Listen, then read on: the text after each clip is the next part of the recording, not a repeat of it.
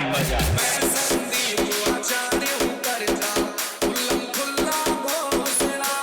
जय श्री राम।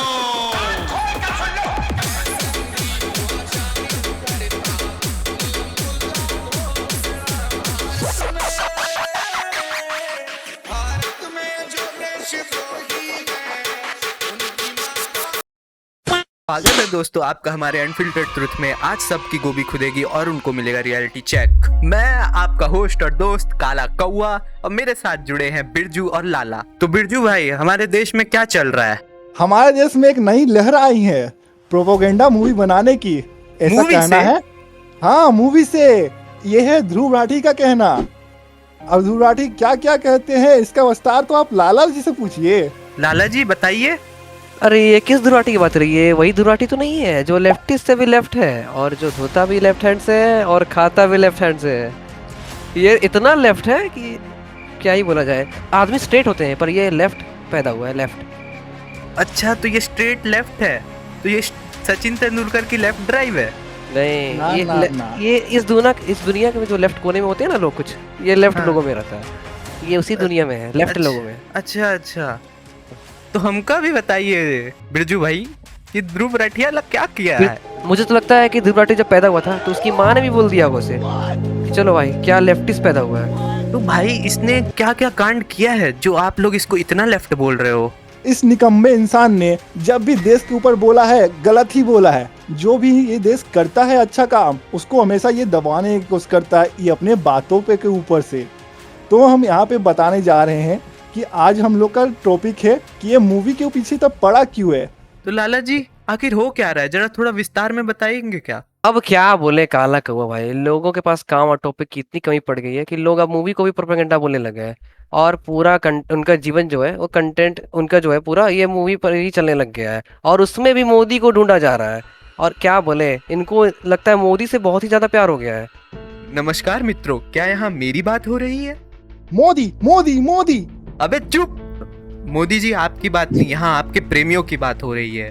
मोदी जी, ये आपके प्रेमियों की बात हो रही है जो सुबह उठ के आपके बारे में सोचते हैं, जो अपने बच्चों से ज्यादा आपसे प्यार करते हैं, जिनके घर का चूल्हा आपकी वजह से जल रहा है।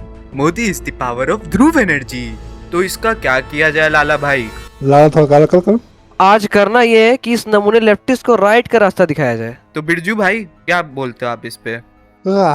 आज मेरा मूड नहीं कर रहा है। मैं जा रहा हूँ थोड़ा रील पे स्क्रॉल करने, रिलैक्स करने, चिल करने। तुमको जो भी पूछना है ये लाले के पीछे पड़ रहो, मेरे को इससे कुछ लेना देना नहीं।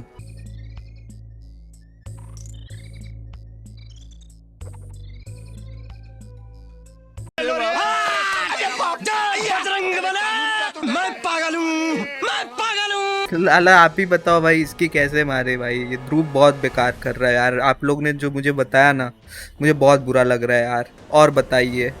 तो सीधा टॉपिक पे आते हैं काला कौवा भाई। ध्रुव राठी ने जो इस मूवी के बारे में गलत बोला है और इस मूवी को प्रोपेगेंडा बताया है, उसी को हमें सही दिखाना है और क्या क्या गलत बोला है वो हम आगे बात करते हैं। तो शुरू करते हैं।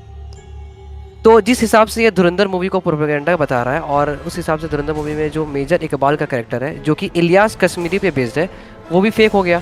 जबकि इलियास कश्मीरी को जानवर भी नहीं बोला जा सकता है। वो एक ऐसा हैवान है जिसने भारत देश को अनेकों घाव दिए हैं, पर ध्रुव को इसे भी इग्नोर करना है। और कितना छुपाओगे, छुपाने से हकीकत छुपता नहीं है। इलियास कश्मीरी के बारे में बोलना नहीं चाहते और इनको बस अपना सेफ जोन खेलना है। और एक टेररिस्ट को एक मूवी में दिखाया जा रहा है जो कि रियल कैरेक्टर पे बेस्ड है, उससे इसको कुछ फर्क नहीं पड़ता। वो बोलते हैं ना, बाहर के दुश्मन से ज्यादा खतरनाक घर के दुश्मन होते हैं, ये उसी कैटेगरी में आता है। तो बात करें मूवी में हमजा अली मज़ारी की, तो वो एक फिक्शनल कैरेक्टर था, पर मूवी में जो स्पाई दिखाने का रीज़न था वो सिंपल था। जो हमारे देश में स्पाई होते हैं वो अपनी जान की परवाह ना किए बिना देश के लिए मर मिटने को तैयार रहते हैं, और उसके लिए तो ध्रुव राठी ने सोचा ही नहीं। तो ध्रुव राठी ने यह भी नहीं सोचा कि उसकी माँ या परिवार को पता चले कि उसका बेटा जो कर रहा है वो शायद कभी लौट कर ना आए या कभी ना मिल पाए उससे। पर ये सब तुम्हें कहाँ दिखता है ध्रुव राठी? तुम तो बस बीजेपी करो और मोदी करो। मुझे बीजेपी या मोदी से प्रॉब्लम नहीं है, तुम उस पर वीडियो बनाओ, बट मेरी प्रॉब्लम ये है कि तुमने फैक्ट्स और जो लोगों पर बीत रहे हैं उसको छुपा रहे हो। जो देश के लिए मर रहे हैं और शहीद हो रहे हैं उनको नीचा दिखाने की कोशिश कर रहे हो। तुमने थोड़ा सा भी नहीं सोचा कि जिसके साथ ये सब बीत रहा है उनसे पूछो। जब भी किसी मूवी पे रियल इश्यूज पर बात होती है तुम चुप्पी लगाकर उसे प्रोपेगेंडा का टैग लगा देते हो। लोगों को गुमराह करना आसान है, पर सच्चाई को छुपाना उतना मुश्किल है ध्रुव राठी। असलियत यह है दोस्तों कि भारत सरकार ने कंसिस्टेंटली ऐसे सभी क्लेम्स को रिफ्यूट किया है। 2012 का ये आर्टिकल देखिए, भारत सरकार ने मना किया कि सुरजीत को इंटेलिजेंस एजेंसीज ने जासूस बनाकर भेजा था। 2016 का ये आर्टिकल देखिए, भारत सरकार ने पाकिस्तान के जासूस वाले दावों को रिजेक्ट किया। सबसे बचकानी बात तो मेरे को इसकी ये लगती है कि ये बंदा बोलता है कि इंडियन गवर्नमेंट ने कभी भी क्लेम नहीं किया है कि स्पाई हम लोग भेजते हैं। ये क्या मतलब कोई नॉनसेंस ही ऐसा बोल देगा। बिल्कुल सही कहा बिरजू भाई आपने। मुझे भी यही लगता है कि ये कितना नॉनसेंस हो सकता है। कोई गवर्नमेंट क्यों डिस्क्लोज करेगी कि वो स्पाई भेज रही है, और लोग इस पे सुन कैसे लेते हैं इसकी बातें। ये इतना गधा है भाई। ये इंसान बस अपने बातों का चूरन चढ़ाना चाहता है अपने व्यूअर्स को। ये भी नहीं जानता कि ये किसी बच्चे को भी पता हो कि स्पाई की बात को पब्लिक में नहीं बोले जा सकते। गवर्नमेंट कभी भी इतनी बेवकूफ़ी भरी काम नहीं कर सकती है।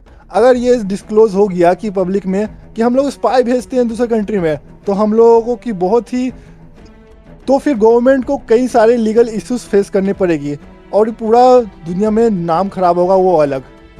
और इन जनाब का बोलना है कि भारत ने कभी स्पाई भेजा ही नहीं। एक बच्चा भी समझ जाता है डिटेक्टिव मूवी देख के कि स्पाई कैसे खुफिया काम करते हैं बिना इंफॉर्मेशन लीक किए अपना। इसे इतनी भी अकल नहीं है। और यहाँ तक कि इसने खुद के एडिटर को भी निकाल दिया क्योंकि उसने थोड़े से एडिटिंग चेंजेस कर दिए थे जो इसके हिसाब से नहीं थे। तो अगर इसके हिसाब से चीज़ें नहीं होती तो ये एकदम अनफेयर अनजस्टिफाइड एक्शंस लेता है। और ये सब के बाद एक छोटे से बच्चे ने इस पे एक वीडियो बनाई, कुछ वीडियोस बनाई इसे एक्सपोज करते हुए। इसने उसे तक नहीं छोड़ा, इसने एक बच्चे पे स्ट्राइक मार दी। इसका ईगो इतना बड़ा है। और इसके बाद इसने अपने ही देश के पीएम को गधा बोला।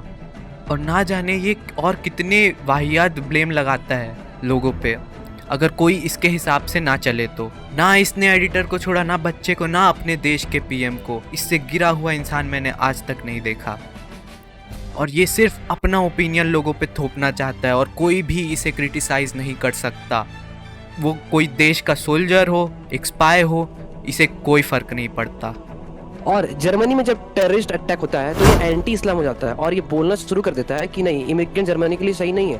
पर जब भारत देश पर टेररिस्ट अटैक होता है तो ये इंसान सेकुलर का कीड़ा बन जाता है। ये रहता जर्मनी में है तो इस इंसान को जर्मनी से मतलब रखना चाहिए, ना कि भारत से।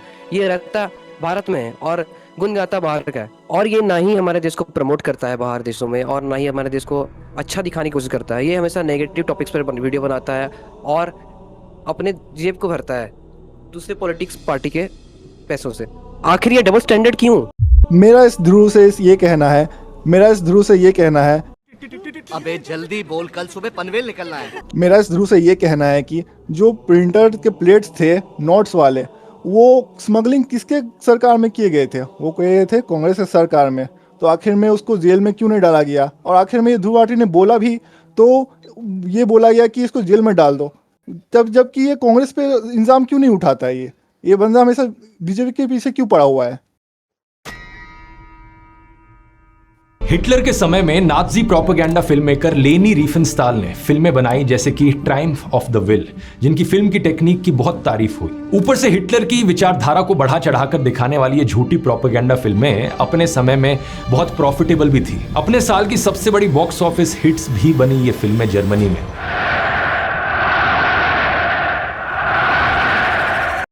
जिस समय मोरारजी की सरकार थी, हमारे रॉ एजेंट्स ने उन्हें वार्न किया था कि पाकिस्तान न्यूक्लियर बॉम्ब बना रहा है। तो हमारे मोरारजी ने क्या किया? उन्होंने जाके सीधा पाकिस्तान के प्राइम मिनिस्टर नहीं, वो एक जनरल था तानाशाह, उसे इन्फॉर्म कर दिया कि हमें आपके बारे में सब पता है। फिर हमारे 300 स्पाइस को पकड़ के बेरहमी से मार दिया गया था। ये ध्रुव राठी उसके बारे में नहीं बोलेगा। उल्टा जो अभी हमारी करंट बीजेपी गवर्नमेंट है वो पहलगाम अटैक पे एयर स्ट्राइक्स कर रही है, उस गवर्नमेंट को ये तानाशाही गवर्नमेंट बोल रहा है, हिटलर से कंपेयर कर रहा है। हिटलर ने लिटरली अपने लोगों को गैस चेम्बर में डाल के मरवा दिया था। ये कह रहा है कि हिटलर ने जैसे यहूदियों को चेम्बर में डाल के मरवा दिया था, वैसे ही मोदी जी भी रिलीजन गेम खेल रहे हैं, रिलीजन के बेसिस पे अत्याचार कर रहे हैं, तानाशाही कर रहे हैं। सब तो छोड़ो, बच्चे भी इस सेलिब्रेशन में शामिल हो गए हैं।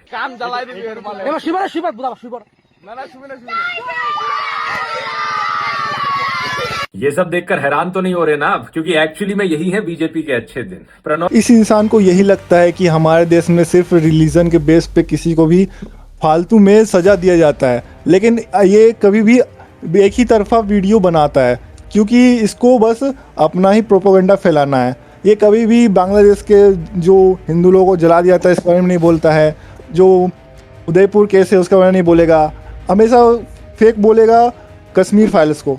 इसका कोई मतलब ही नहीं बनता है। अगर इतना किसी में नफरत कैसे हो सकता है, वो भी खुद का रीज़न पे रह के भी। ये सब रिलीजन को एक जैसा नहीं देखता है। मतलब जब भी कुछ मुस्लिम के साथ होंगे तो वो पूरा खुल के बताएगा कि ये ऐसा हुआ वो ऐसा हुआ, पूरा प्रोटेक्ट करने की कोशिश करेगा। लेकिन जब भी कुछ भी बांग्लादेश में होता है तो उसके ऊपर वीडियो नहीं बनाता है। इसका कमेंट सेक्शन आप चेक कर सकते हो, बहुत लोग बोलते हैं कि इसके ऊपर वीडियो बनाओ, लेकिन ये बस ना लाइक करके छोड़ देता है, इसका और कोई काम नहीं है। धर की एजेंसी ने इस चीज को सीधे सीधे दिखा दिया। फिल्म में 2014 में नरेंद्र मोदी की ओथ सेरेमनी दिखाई जाती है, वो भी रियल फुटेज के साथ। उसी वक्त एक आईएसआई से जुड़ा मेजर इकबाल अपने घर आता है और उसके पिता उसे कहते हैं कि तूने तो बोला था इस बार तेरी मर्जी के लोग इलेक्शन जीतेंगे, तूने अमेरिकन के डॉलर्स भर भर के इंडिया के एनजीओज, मीडिया, यूनिवर्सिटी, सोशलिस्ट सबको दिलवाए, लेकिन फिर भी वो लोग जीत गए। अब वैसे तो ये डायलॉग आईएसआई ऑफिसर ने बोला है। फिल्म कहती है कि अमेरिका मोदी को प्रधानमंत्री नहीं बनने देना चाहता था, लेकिन 2014 में जिस दिन इलेक्शन रिजल्ट्स आए उसी दिन यूएस के प्रेसिडेंट बराक ओबामा ने मोदी को पर्सनली कॉल करके बधाई दी थी, व्हाइट हाउस में इनवाइट किया था। ध्रुव राठी ने बोला ध्रुव गांधी क्या बोल रहे? 3, 2, यही 1 बोल देगा। ध्रुव ने बोला कि मूवी में दिखाया गया जो टेररिस्ट लोग प्लान किए थे पीएम वो नहीं आया, तो फिर टेररिस्ट लोग बहुत शौक हो गए, क्योंकि अमेरिका को बहुत ज़्यादा पैसा इन लोगों ने खिलाया था ताकि इन लोग के अनुसार नया पीएम आए। लेकिन फिर इसके बाद ध्रुव राठी ने ये बोला कि अगर ऐसा था तो फिर अमेरिका पीएम ने ओबामा ने बधाई क्यों दिया पीएम बनने का? तो ये भी कोई लॉजिक हुआ? इसका कोई मतलब ही नहीं बनता है। अगर कोई भी पीएम नया बने तो उसको बधाई देना ही पड़ता है, ये तो फॉर्मेलिटी सी बात है। पीएम बनने के बाद रिलेशन मजबूत करना बहुत ज़रूरी होता है, जियोपॉलिटिकली भी और ट्रेड के मायने में भी अच्छा होनी चाहिए, ताकि हम लोग अच्छा से फ़ायदा उठा सके। यही कोई भी कंट्री सोचता है, तो इसमें कोई बड़ी बात नहीं है। लोक में सबसे बड़ा प्रोपेगेंडा यह है कि आईएसआई इंडिया की एनजीओज, मीडिया, यूनिवर्सिटीज और सोशलिस्ट को फंड कर रहा है। 2014 के बाद से 20,000 से ज्यादा एनजीओज के फॉरेन फंडिंग लाइसेंसेस कैंसिल करवाए हैं, जिनमें ग्रीन पीस इंडिया तक भी शामिल। इसके हिसाब से एनजीओज के साथ यूं ही ये सब किया गया। जब फंड्स का गलत उपयोग होगा, फंड्स को तुम अपने जेब भरने में और गलत उपयोग में लगाओगे, तो ये तो होना ही था ना। जब क्लाइमैक्स की तरफ बढ़ती है हमारी ये फिल्म, तो एक बड़ा ही शॉकिंग ट्विस्ट हमें देखने को मिलता है। आतंकवादियों के अड्डे की अलमारियां सर्च करते वक्त हमारे जासूस के हाथ एक ऑडियो रिकॉर्डिंग लगती है, और जब वो इसे सुनता है तो उसे यकीन नहीं होता अपने कानों पर। इस ऑडियो रिकॉर्डिंग में हमारे प्रधानमंत्री गोभी जी की आवाज थी, और दूसरी तरफ बात कर रहे थे आईएसआई के हेड। गोभी जी कहते हैं, कुछ लोग मरेंगे मरने दो, कुछ गाड़ियां जलेंगी जलने दो, लेकिन इलेक्शन से ठीक पहले अगर यह हमला होगा तो मुझे इलेक्शन में इसका बहुत बड़ा फायदा मिलेगा। आईएसआई का हेड दूसरी तरफ से जवाब देता है, ठीक है सर, 14 फरवरी डन समझे। ये एआई वीडियो बना के ये सब क्या साबित करना चाहता है कि इसमें मोदी का भी हाथ हो सकता है, और बाद में अच्छा बनने के लिए खुद बोलता है कि बिना सबूत के हम लोग को इल्जाम नहीं लगाना चाहिए। ये कितना भोला बनने की कोशिश कर। इस बंदे को बस अपनी मूवी का भड़ास निकालना है और कुछ नहीं। सच बोलूँ तो पहले के कुछ पीएम को छोड़ के हम कंपेयर ही नहीं कर सकते हैं मोदी जी से, इसलिए क्योंकि जब भी इंडिया में अटैक होता था तो वो कभी ज़्यादा एक्शन नहीं लेते थे। आज जब भी अटैक होता है इंडिया पे तो हमारी आर्मी घुस के मारती है, तो हम पीएम पे शक कर ही नहीं सकते। मेरे को ये समझ में नहीं आता कि इसकी वीडियो बिना पीएम की नहीं चल सकती। क्या इसका घी इतना खत्म है? है द ताज स्टोरी और बंगाल फाइल्स जैसी फिल्में इतनी खतरनाक साबित नहीं हुई क्योंकि वो बकवास फिल्में थी, लेकिन धुरंधर एक एंगेजिंग फिल्म है। आपको एंगेज रखते हुए ये फिल्म दिखाती है कि हमारे देश की इंटेलिजेंस एजेंसीज क्रिमिनल्स को हायर करती हैं। क्या कोई भी देशभक्त इंटेलिजेंस ऑफिसर इस बात से सहमत होगा? ताज स्टोरी का तो पता नहीं, लेकिन ये जो उदय फाइल्स थे, कश्मीर फाइल्स थे, और ये बांग्लादेश पे जो बने हैं सब चीज़, ये सब तो सच थे। कोलकाता में 30,000 हिंदुओं को मार दिया गया था क्योंकि उनका पॉपुलेशन कम करना था। कि अपना पॉपुलेशन को वहाँ पे बढ़ाना था, इसलिए बस। तो ये सब गलत कैसे बोल सकता है कोई? ये सब तो साफ साफ मतलब झूठ है। और यकीन नहीं है तो कोई भी सर्च कर सकता है, इंटरनेट सबके पास अवेलेबल है। हाल ही में हुए रेड फोर्ट टेरर अटैक पर भी ऐसी अफवाहें उठाई जा रही थी कि अगले दिन इलेक्शन थी तो मोदी सरकार ने जानबूझकर करवाया होगा। मैंने अपने वीडियो में खुलकर कहा था कि सरकार को इस तरीके से ब्लेम करना सही नहीं है। मैं मानता हूं कि इस सरकार ने ऐसे कई काम किए हैं जिससे इन पर बिल्कुल ट्रस्ट नहीं किया जा सकता, लेकिन इस तरीके से बिना किसी सबूत के इस तरीके से कंक्लूजन पर पहुंच जाना यह भी बहुत गलत। अंदर फिल्म में भी बड़े सटल तरीके से यह किया गया है। किसी भी सीन में कोई पाकिस्तानी कहीं पर पाकिस्तान जिंदाबाद का नारा नहीं लगाता, सब लोग सिर्फ अल्लाहू अकबर बोलते हैं। तो ये बताना चाहता है कि मूवी में जो टेररिस्ट लोग थे वो पाकिस्तान जिंदाबाद ना बोल के अल्लाह अकबर क्यों बोल रहे थे, इस बात का कोई मतलब ही नहीं बनता है। अगर आप पाकिस्तान के नॉर्मल जनता से पूछोगे ज़्यादातर लोग से कि रिलीजन फर्स्ट कि कंट्री फर्स्ट, तो वो लोग बोलेंगे रिलीजन फर्स्ट। अगर आपको यकीन ना हो तो ये वीडियो देख सकते हो। अगला सवाल मेरा ये है कि सबसे पहले आपके लिए इस्लाम है या पाकिस्तान? ये एक साथ इस्लाम जाहिर सी बात है, अच्छी बात है। सबसे पहले मुझे ये बताएं कि आपके लिए इस्लाम मज़हब की बात करें वो पहले है या पाकिस्तान पहले है? सबसे पहले इस्लाम है। हमारे लिए सबसे पहले इस्लाम है। फर्स्ट है या नेशन फर्स्ट है? तो क्या जवाब दें? रिलीजन। आपके लिए? आपके लिए? आपके लिए? भाईजान रिलीजन फर्स्ट है या नेशन? और आपके लिए? रिलीजन। ठीक है, लेकिन पाकिस्तान का मतलब क्या है? ला इलाहा इल्लल्लाह। तो फिर रिलीजन और पाकिस्तान में फर्क क्या है? कोई तो फर्क नहीं है। पाकिस्तान इस्लाम के नाम पे बना, ठीक है नहीं। पाकिस्तान कोई कौम नहीं है, पाकिस्तान कोई जबान नहीं है, ठीक है। पाकिस्तान कोई खिता नहीं है, ठीक है कि नहीं। 1947 से पहले पाकिस्तान का कुछ भी पाकिस्तान और डिक्शनरी में कोई लफ्ज नहीं ढूंढ सकता, ठीक है कि नहीं। 1947 में पाकिस्तान की बुनियाद रखी गई। ये बेसिकली जो मुसलमानों का मजमा इकट्ठा हुआ, ठीक है, उसी चीज का नाम पाकिस्तान। आम जनता को उम्मीद ना रखिए, टेररिस्ट लोग से उम्मीद कैसे रखिए कि वो अल्लाह अकबर ना बोल के पाकिस्तान जिंदाबाद बोले, इसका क्या मतलब है? तो बिरजू भाई, आपकी ये बातें सुन के मुझे यही समझ आया कि ये पाकिस्तान शब्द तो ध्रुव राठी ने बनाया है। उल्टा पाकिस्तान वाले अपने आप को पाकिस्तान नहीं बोलते और ना मानते हैं, पर ध्रुव राठी उनको पाकिस्तानी मानता है। क्या बात है ध्रुव राठी। अब आते हैं इस फिल्म के सबसे बड़े झूठ पर। एक ऐसा फैसला जो बीजेपी के खुद के सपोर्टर्स जस्टिफाई नहीं कर पाते, उसे आदित्य धर ने नेशनल सिक्योरिटी मास्टर स्ट्रोक में कन्वर्ट कर दिया। फिल्म में दिखाया जाता है कि पाकिस्तान ने पहले 11,000 करोड़ की फेक करेंसी इंडिया भेजी और दोबारा 60,000 करोड़ की फेक करेंसी भेज रहा था, वो भी यूपी इलेक्शन को फंड करने के लिए। इंटेलिजेंस एजेंसीज ने यह बात प्रधानमंत्री को ब्रीफ करी और प्रधानमंत्री ने देश बचाने के लिए इतनी छोटी सी चीज के लिए कोई इतना बड़ा एक्शन लेता है क्या? ये तो वही बात हो गई कि घर में चूहे को पकड़ने के लिए आपने अपने पूरे घर को आग से जला दिया। सच बात यह है कि आरबीआई की 2017-18 की एनुअल रिपोर्ट के अनुसार डीमोनेटाइज किए गए 15.41 लाख करोड़ रुपयों में से 15.31 लाख करोड़ रुपीस वापस आ गए थे, यानी कि 99.3% नोट्स बैंकिंग सिस्टम में वापस आ गए थे एक साल के अंदर अंदर। और ये देखिए, आरबीआई ने कहा कि उस साल उन्होंने सिर्फ 43 करोड़ रुपीस की फेक करेंसी डिटेक्ट करी। सिर्फ 43 करोड़ रुपीस, यानी कि फिल्म में दिखाए हुए 60,000 करोड़ रुपए, 11,000 करोड़ रुपए, ये सिर्फ आदित्य धर की बनावटी कहानियां हैं। डीमोनेटाइजेशन की बात हो रही है और जिस तरह देश के सब लोग मोदी जी के विरोध कर रहे थे, पर जो ध्रुव राठी ने बोला 80 लोग मरे थे इस डीमोनेटाइजेशन की वजह से, वो सच है। लेकिन मुश्किल फैसले करने के लिए कुछ कठिन कदम उठाने पड़ते हैं। जो 46 करोड़ नकली नोट की बात हुई है, मिलने में और रहने में अंतर होता है। सच बोलूँ तो ये पूरे देश में अपने नकली नोट फैला चुके थे। मेरे को खुद कई बार नकली नोट मिली है। जो जर्मन में रहता है उसको कैसे ही सब मालूम होगा, उसको मिलेगा थोड़ा ना इंडिया का नोट। सुनो, और इनका कहना है कि 99% नोट रिकवर हो गए थे और सिर्फ 46 करोड़ नकली नोट मिले थे। तो भाई कोई नकली नोट वापस क्यों करेगा? सोचो ना, 60,000 करोड़ नकली नोट वो उनको जलाने पड़े थे, वो वापस क्यों करेंगे भाई? ये कॉमन सेंस बेच खाया है ये।